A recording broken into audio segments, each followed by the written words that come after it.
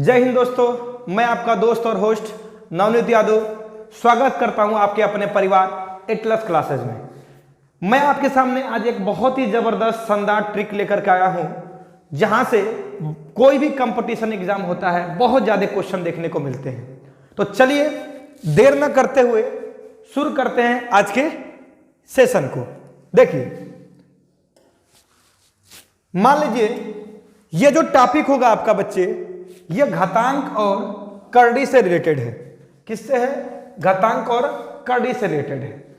आपके सामने एक ऐसा क्वेश्चन आता है और आपसे पूछा जाएगा इसमें कि सबसे बड़ी संख्या बता दीजिए, सबसे छोटी संख्या बता दीजिए, या फिर आरोही क्रम लगा दीजिए, या फिर आरोही क्रम लगा दीजिए।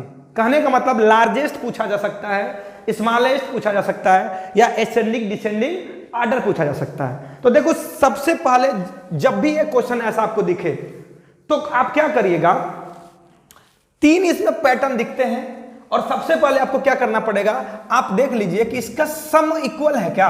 क्या जो रूट के अंदर, जो करड़ी के अंदर संख्या दिया गया है, क्या उनका योगफल हर जगह समान है?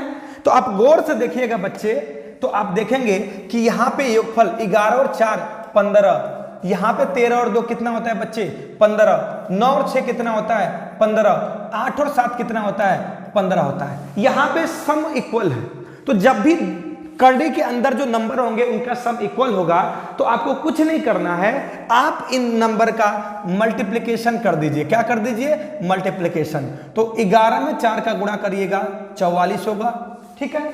ऐसा ही 13 में 2 का गुणा करिएगा 26 होगा, 9 में 6 का गुणा करिएगा 54 होगा, और 8 में 7 का गुणा करिएगा बच्चे 56 होगा। अब देखो, जो गुणनफल बड़ा होगा उसके सामने की संख्या बड़ी हो जाएगी, और जो गुणनफल सबसे छोटा होगा बच्चे, उसके सामने की संख्या क्या हो जाएगी? छोटी हो जाएगी। कहने का मतलब यह है कि 56 सबसे बड़ा है, इसका मतलब ये क्या हो जाएगा? लार्जेस्ट हो जाएगा, यानी सबसे बड़ा हो जाएगा। और अगर सबसे क्या हो जाएगा बच्चे? सबसे बड़ा हो जाएगा। और अब गौर से देखिए, 26 सबसे छोटा गुणनफल है, इसका मतलब ये वाला नंबर क्या हो जाएगा? स्मॉलेस्ट हो जाएगा। कहने का मतलब यह है कि सबसे क्या हो जाएगा? छोटा हो जाएगा, ठीक है। अब देखिए, अब क्या करना है, जब भी ऐसा क्वेश्चन आए, मैंने आपको बता दिया, आप सम चेक करिए कि सम कांस्टेंट है। अगर सम कांस्टेंट है तो फिर दोनों नंबर का आपस में मल्टीप्लाई करिए। मल्टीप्लाई करने के बाद जो गुणनफल सबसे बड़ा दिखेगा उसके सामने की संख्या बड़ी, और जो गुणनफल सबसे छोटा दिखेगा उसके सामने की संख्या क्या हो जाएगी? छोटी हो जाएगी, ठीक है। आई होप आप इस बात को अच्छे तरीके से समझ गए होंगे। चलिए आगे बढ़ते हैं और अगला क्वेश्चन लेते हैं। देखिए, अगला क्वेश्चन हम लेते हैं बच्चे, अगला क्वेश्चन लेते हैं और सेम क्वेश्चन है। इसमें भी आपको बताना है कि लार्जेस्ट कौन सा होगा या स्मॉलेस्ट कौन सा होगा। तो गौर से देखिए, यहां पर भी सम कांस्टेंट है। अगर हम सम की बात करते हैं तो इसका भी 32 है, इसका भी 32 है, इसका भी 32 है, और इसका भी क्या है बच्चे? 32 है, ठीक है प्यारे बच्चों। अब देखो, अब आपको करना क्या है, मैंने बताया कि मल्टीप्लाई बस कर दो। मल्टीप्लाई करने के बाद जो गुणनफल सबसे बड़ा उसके सामने की संख्या बड़ी, और जो गुणनफल सबसे छोटा उसके सामने की संख्या सबसे छोटी हो जाएगी। तो देखिए, इसका करिएगा आप गुणा, इसका, अब देखो नंबर थोड़ा सा बड़ा हो गया है ना, नंबर थोड़ा सा बड़ा है, फिर भी आप गुणा कर सकते हैं, कोई दिक्कत नहीं है। इसका करेंगे तो कितना हो जाएगा? तो 13 9 117, 7 हो जाएगा। 13 कम 13, और 13 और 11 जोड़िएगा तो कितना हो जाएगा? आप बोलेंगे 24 हो जाएगा, ठीक है। 13 9 117, 7 हो गया, 11 बचा, ठीक है। 13 कम 13, 13 और 11 कितना हो जाएगा बच्चे? 24 हो जाएगा। ऐसा ही इसका करिएगा, 5 7 35 के 5, 3 हो गया, 5 दूना 10 और 3 कितना हो जाएगा? 13 हो जाएगा, ठीक है। ऐसा ही इसका करिएगा, 7 5 35 के 5 हासिल 3, 7 दूना 14 और 3 कितना होता है? 17 हो जाएगा, ठीक है। ऐसा ही आप इसका करिएगा, 11 कम 11, 11 दूना 22, 22 और कितना हो जाएगा? 23 हो जाएगा, ठीक है बच्चे। अब देखो, अब कौन सा मल्टीप्लाई आपको सबसे बड़ा दिख रहा है? तो आप बोलेंगे 247। तो अगर ये मल्टीप्लिकेशन बड़ा है, इसका मतलब यह नंबर क्या है? तो आप बोलेंगे यह नंबर लार्जेस्ट है, यानी यह नंबर क्या है बच्चे? तो सबसे बड़ा है। और कौन सा मल्टीप्लाई आपको सबसे छोटा दिख रहा है? तो 135 सबसे छोटा दिख रहा है। इसका मतलब यह वाला नंबर क्या है? स्मॉलेस्ट है। अब आप बोलिएगा कि इतना बड़ा बड़ा अगर 3 अंकों में संख्या आ जाएगा तो क्या आप बताइए, क्या हम बैठ के एग्जाम में गुणा करेंगे? मैं बोलूंगा नहीं भाई, इतना टाइम थोड़ा नहीं है कि हम एग्जाम में बैठ के इनका आपस में क्या करेंगे, गुणा करेंगे। अब देखो, अगर मुझे पता करना है ना कि कौन सा मल्टीप्लिकेशन सबसे बड़ा है, ठीक है, तो आप एक काम करिएगा छोटा सा, आप इनका डिफरेंस ले लो बच्चे। अगर मैं डिफरेंस लूंगा तो गौर से मेरी बात सुनिएगा, अगर मैं इनका डिफरेंस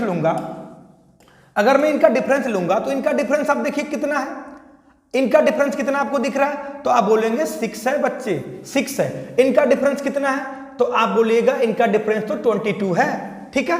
इनका डिफरेंस कितना है, आप बोलिएगा 18 है, और इनका डिफरेंस कितना है, तो आप बोलेंगे 10 है, ठीक है। अब देखो, जो डिफरेंस सबसे कम देगा ना नंबर, उनका मल्टीप्लिकेशन सबसे बड़ा होगा। देख लीजिए, खुद आप देख लीजिए कि इनका डिफरेंस 6 है तो मल्टीप्लिकेशन 247 है।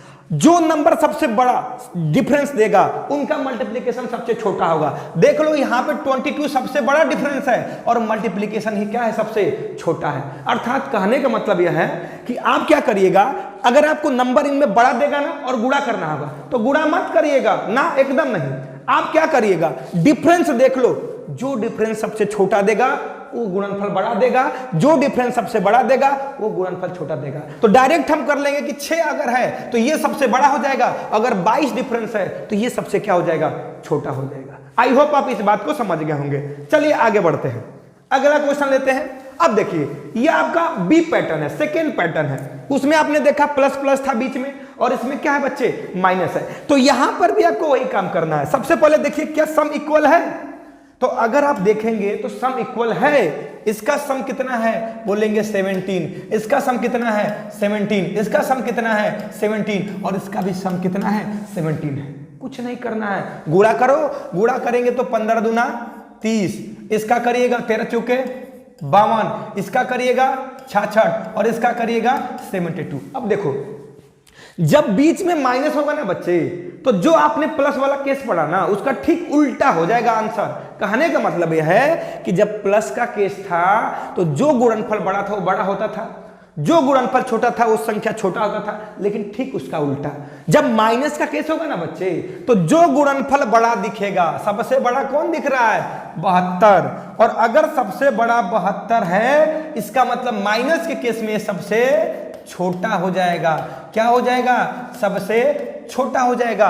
और जो गुणनफल सबसे छोटा देगा, कौन दे रहा है, 30, तो माइनस के केस में ये संख्या क्या देगा, सबसे बड़ा हो जाएगा, मतलब लार्जेस्ट हो जाएगा। ठीक है, कहने का मतलब ठीक उल्टा होगा प्लस वाले का केस। इसमें जो गुणनफल बड़ा होगा वो नंबर सबसे छोटा देगा, और जो गुणनफल सबसे छोटा होगा बच्चे, वो नंबर आपको क्या देगा, सबसे बड़ा देगा। ठीक है, चलिए आगे बढ़ते हैं, अगला क्वेश्चन लेते हैं। ये देखिए, ये देखिए, अब देखो, अब इसमें नंबर मैंने देखिए यहां पर भी माइनस वाला केस है। तो सबसे पहले चेक करिए, क्या इन दोनों संख्याओं का जो अंदर है, कर्ली के अंदर, क्या सम इक्वल है, बोलेंगे बिल्कुल है। अगर हम गौर से देखेंगे बच्चे, तो यहां पे सम आपका दिख रहा है, कितना दिख रहा है, तो आप बोलेंगे सर यहां पे जो सम है हमारा वो 46 है। क्या है, 46 है। यहां पर भी 46 है, और यहां पर भी 46 है, और यहां पर भी 46 है। इतना तो सबसे पहले आपको चेक कर लेना है। अब देखो, अब मैंने बताया कि अब जो संख्या है ना कड़ी के अंदर, जो इंडाइसेस के अंदर नंबर्स हैं, उनका मल्टीप्लाई करिए। तो अगर आप मल्टीप्लाई करेंगे तो आप बोलेंगे सर ये तो नंबर बड़ा बड़ा है, हमें टाइम लगेगा।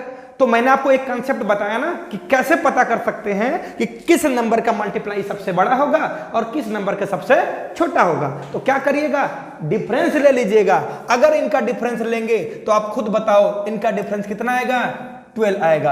अगर आप इनका डिफरेंस ले लीजिएगा तो कितना आएगा, आप बोलेंगे 6 आएगा। इनका डिफरेंस कितना आएगा, आप बोलेंगे 24 आएगा। और इनका डिफरेंस कितना आएगा, आप बोलिएगा 14 आएगा। अब देखो, अब मैंने बताया कि डिफरेंस के बेस पे भी हम बता सकते हैं कि किस नंबर का मल्टीप्लाई सबसे बड़ा है और किस नंबर का मल्टीप्लाई सबसे छोटा है।